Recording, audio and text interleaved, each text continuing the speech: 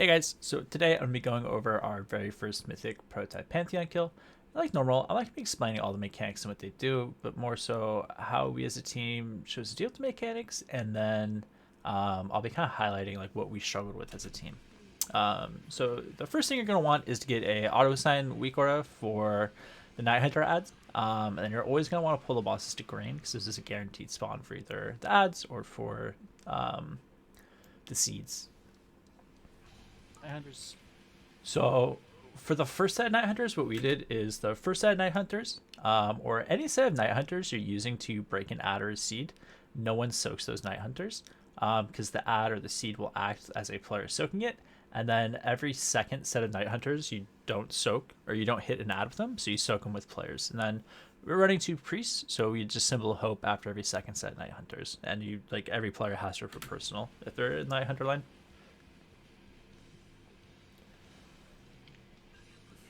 So the auto sign weak aura works really, really well. It will like prioritize melee for the melee ones, prioritize range for the ranged ones, and then you're just gonna have to figure out like how your comp is for killing ads and how to micro out their damage.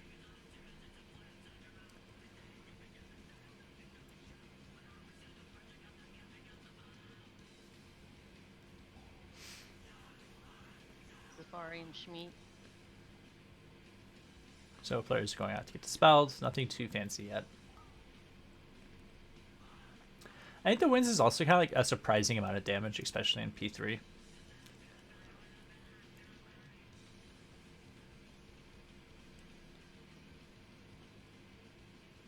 Schmeat, you have 5 seconds.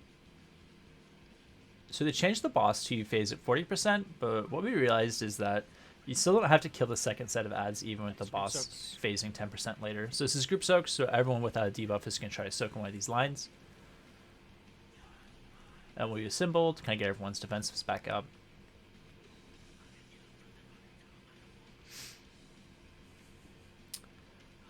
What you'll see is players get the dispel here, but Prolific and Safari, you have 25 seconds. if there's like a pool really close, they can go out and get dispelled, but realistically there's like no reason to go far away from the group to get dispelled here, because you either make the push and then you get dispelled, or you fail the push and the dispel will expire. So it's kind of more important to have a good boss push timing than like leaving the boss early for no reason to go get dispelled. And the player will have plenty of time. We probably could easily just have one of the druids roar there. And for this next set, it's the same thing. You just bring the bosses to green.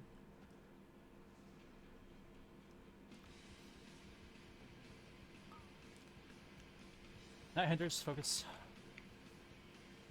So another round of Night Hunters, and again, these players can be solo soaking. So like one of the things you really want to stress is like every player needs to have a defensive ready for if they're soloing a Night Hunter ad.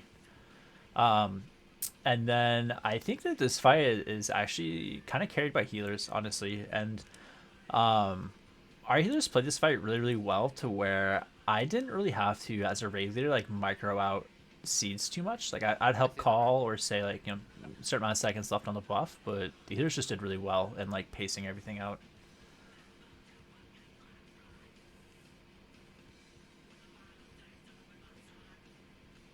Make sure Careful. Purple.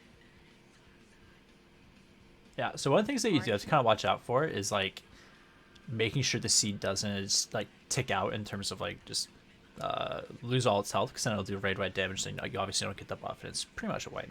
You have 5 seconds. So you hear the other healer call out there. You have a couple seconds, because what you want to do is, I think we push this a little bit fast in terms of the seeds, but you just want to make sure you have the 3 buff rolling for when you're doing this hand in P2. And then as a tank, you actually like just don't have to leave here. Just like rip minor defensive, and you'll be fine. You really take no damage, and it's really helpful making sure all the bosses are kept together. Frontal. And we try to be good about calling out all the frontals, not only for like both tanks, but for like melee as well.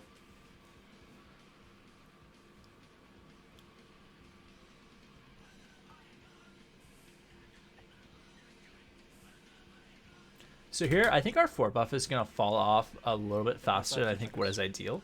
Ideally, you're going to have the 4 buff from the seed rolling for when you group soak the Night Hunters, but it's really not that big of a deal.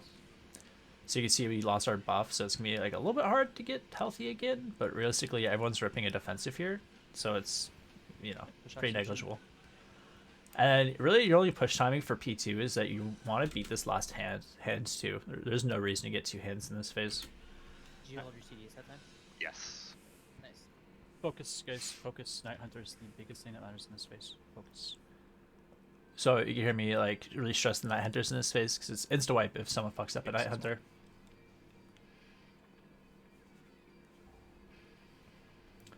So we just kind of slowly bring all the bosses to green, and then we lust, but lust is for boss damage, but honestly it's also just making sure you kill the ads. So you can see these players get chosen for Night Hunters. This mage plays it really, really risky and kind of min-maxing his damage, but it works out.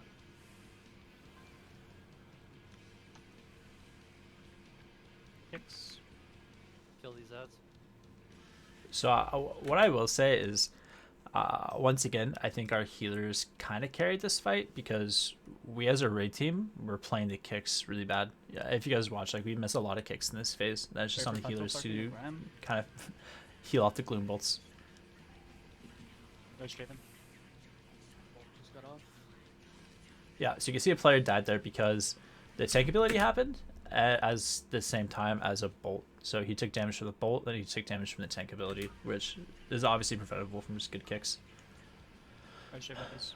And once again, these wins are really, really scary. One of the things that, if you can in P3, we didn't really talk about it, but if you have a shaman, what you want to do is the first set of seeds that spawn in P3, if he links as soon as they get the Night Hunter debuff on them, it'll insta heal the seed to full. So you can just kind of instantly get a buff, Absolution. which is really nice. Yeah, it's bad. Frontal soon, Funky. So I'm calling out frontal soon. It's gonna be aiming this way.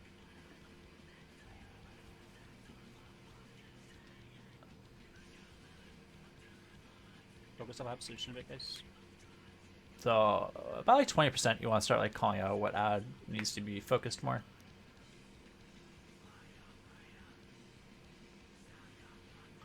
Yeah, focus on absolution. Last seed. Frontal soon, Flurpy. Yeah, so we did a good job there at the seed. We're gonna have the 4 of rolling It's a for good soaks. Night Hunter soaks. You've soaked in all of your personals with these. So I call it just And use all your immediately crystals, after. live these. You can see like we're not doing a good job kicking the NL bolt. Those 2 that just went off. I roll this one. But really what it comes down to, especially with the boss has changed from phasing at 50% to phasing at 40%, if you live this hand, the boss should die. So we're all in here and it gets really dicey because I just kind of play this bad. So you can see I get stunned a few times. If you get stunned once, you're just kind of fucked. I think I got stunned like 4 times here because I got hit once. Focus on absolution. Focus up or no, or no, or no.